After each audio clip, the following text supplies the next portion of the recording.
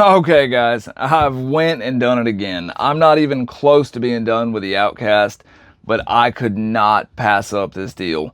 I got a hell of a deal on this thing. It was right around $200 again, but man, is it thoroughly bashed. If you can't tell, this is a, it's a Kraton 6S, but woo, she was loved good. Now, I mean, everything is just completely been bashed and bashed some more. But all the key components look pretty good as far as the main things I was looking for, and what you should be looking for too if you get into the, used RC mood, is the differentials, the center diff, and of course the electronics. There wasn't a whole lot of play in the suspension. That's another thing you want to look for. You know, see if any parts have been changed and see what kind of condition they were put on. Did somebody know what they were doing, or did they just haphazardly throw on a bunch of crap and, you know what I mean, just to get it back rolling again? So with the 6S Kraton, what I was really looking for is the parts that, you know, you're really going to use. So this comes with the 6S. You want to check and see what version it is. Now, if you come across the V4 and it's something like 250 plus, I would probably pass on it. Not to say that that's necessarily a bad deal, and especially if it's in good condition. But it does tell you that it's pretty old, and unless it was hardly ever driven, I would still probably pass on it, just because a lot of the key components are going to be outdated. And now I'm looking here and I don't see anything really that's been used and abused too hard. Like I said, what you really want to look out for is slop in the suspension and stuff like that. So I didn't see any bent shock towers. That's a really good sign. It looks like this dude was driven on mostly asphalt by the condition of your chassis. That's what that tells me. It was probably driven mostly on the road. Another thing you want to check is your gearing. So take a look in here. Let's see if let's shed a little light on the situation here. If you take a look at your gearing, that'll tell you, yeah, this one looks pretty good, but yeah, that'll tell you, you know, how this thing was driven, and if there was any maintenance done on it, you know, stuff like that. You know, if the gears are completely stripped out and it doesn't look like it was ever adjusted, you know, stuff like that, you know, you might want to pass on it. But overall, this thing was bashed. That's what it was meant to do, and I'm okay with that. And the reason why I'm okay with that is because I have an absolute plethora of upgrade parts for it. Now we're going to do the same thing we did the Outcast. The Outcast, like I said, isn't done. I'm still doing a ton of modifications on the Outcast. So we've got it back to stock, and now the Outcast has to go through its upgrade. So I've got a ton of parts already on the shelf just waiting. But I could not resist messing with this. It's one of Arrma's arguably most popular platforms. So couldn't pass it up. Gotta do it. And man, this thing, it's a little rough, but man, it's in pretty good shape for what I am okay with. So we're basically going to be converting this thing into a V5, mostly EXB. So let's take this thing apart, man, and see what we got. Alright, I got a little more light on the situation here. It was getting a little dark. I had to rearrange my lighting situation.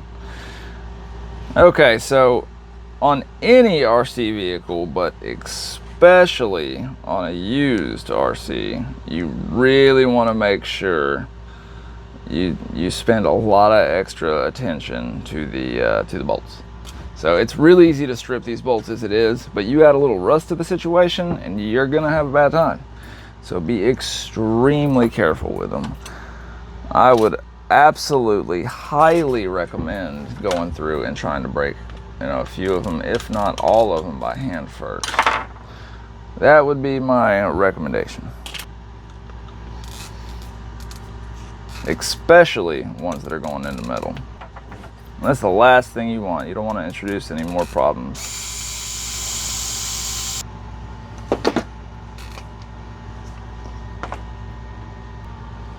It's always good to try and put your bolts back. I can't say it enough. especially when you're doing a full teardown like this. And we are doing a full teardown. We are stripping everything off. The rear module, the front module, the power system. We're doing it all.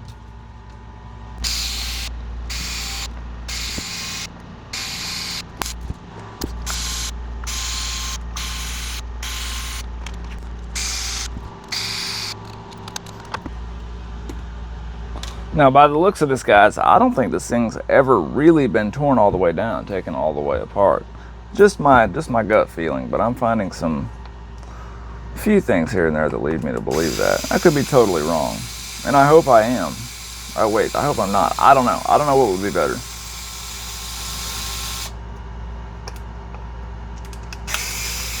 Now, the only thing a little odd to me, and I could be totally off on this, if I'm not mistaken, this 652 servo, if I'm not mistaken, is a 23 tooth. And I could have sworn, I could be wrong, I could have sworn that these V5 Kratons came with 25 tooth servos. I'm not sure. I'm sure an easy Google search would remedy that.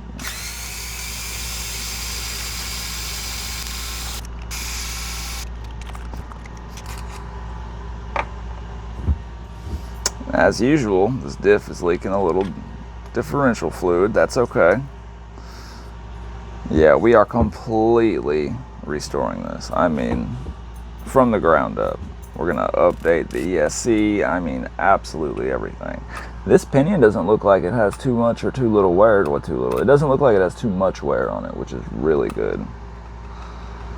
It's definitely got some wear. It was definitely driven quite a bit, but it doesn't look like it's got too much, in my opinion. All right, I got a little grass in there for my test drive, and Lord knows what else. I'm gonna go blow this off and show you guys a few more things before I tear it all the way down. All right, guys, another thing I was gonna show you is when you're checking out a used RC, you really want to pay close. Yeah, that. You really want to pay close attention to the drive cups on all of your differentials, not just one. You definitely want to check them all. That'll tell you a ton about how this thing was treated and if it was run super hard or just moderately hard. Anyways, check it out. So like on these, oh my goodness. Oh Lord, I dropped you. Okay, on these drive cups here, you see they are in excellent shape. I mean, they don't hardly look, it definitely doesn't look abused. So I mean, there's a little bit of wear, but I mean, honestly, I was expecting a whole lot more. Let's spin this thing around a little bit.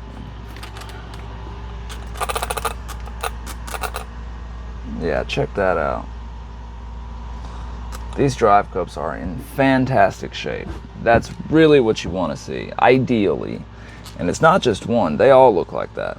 And I could go around and show you every single one, but anyways, that's something to look for. So if it was overran or, you know, ran super hard, and there's nothing wrong with having it done like that, you know what I mean? There's nothing wrong with having wear on your drive cups. It's gonna happen. Or your yeah, anyways, it's gonna happen. That's what they're there for. But it tells you a little bit about it. Tells you what kind of driver the previous owner was. Anyways, that's just something to look for. So now I'm gonna flip this thing over and we're gonna really start tearing her down, getting to the meat and potatoes of it. Okay, let's do it.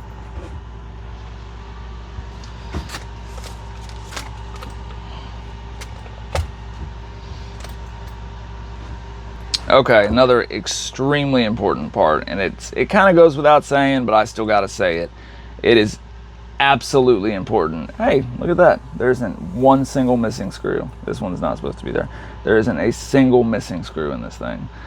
That's awesome. There's a few of them that are loose, but there's none that are missing. You need to have a pick or something pick size and shaped. You got to go through, even if they look clean, go through and check every single one of these bolt holes. These socket head cap screws are notorious for stripping. Stripping? Yeah, that. Get a pick or something, pick size and flavored, size and shaped and flavored and scented, and clean out every one of these holes, especially the ones in the front and the back where, you know, they eat so much dirt. After you clean them out, run your pick around them, get some kind of shop air or some, you really need a canned air or something, and blow them out. And we're gonna blow them out now. And I got a feeling my compressor's about to kick on. Dang it.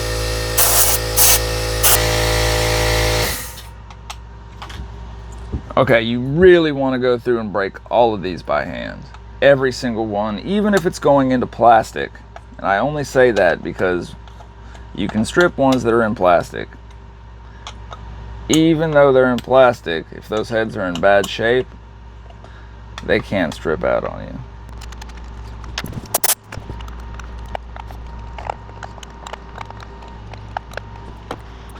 Now we're going to start ripping some parts off this thing.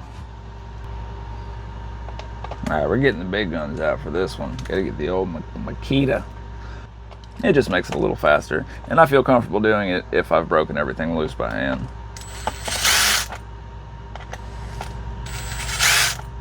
And I do plan on putting all brand new screws in this thing, by the way.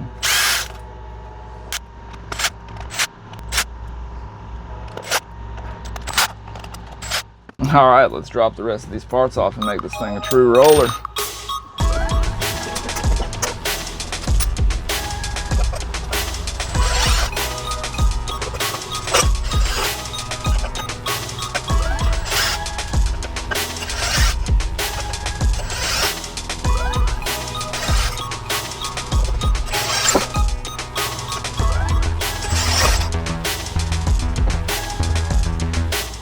Okay, so I made a mental note of where the long ones came out of. And it's also, if you need a clue, these long ones don't have any Loctite on them, which tells me that they came out of something plastic. If you weren't paying attention, you know, and you just needed to know. Awesome. Awesome possum. This thing is now in roller format. Sweet.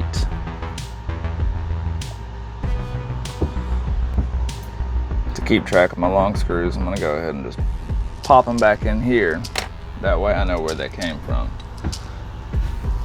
These drive shafts, I also check that. It's one of the things you want to look for. It's definitely got some wear, but none of them are bent that I can tell. So that's cool. Yeah, look pretty straight to me.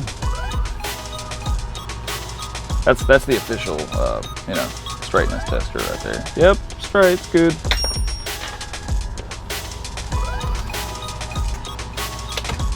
Awesome. Well, I'm gonna leave it right here for tonight. It's getting kind of late. And go inside before I start getting yelled at. Look at this thing, man. This thing is just embedded with grass and weeds and everything else. Dude, I'm digging it. I'm having such a good time buying these used RCs. Yeah, it's cool.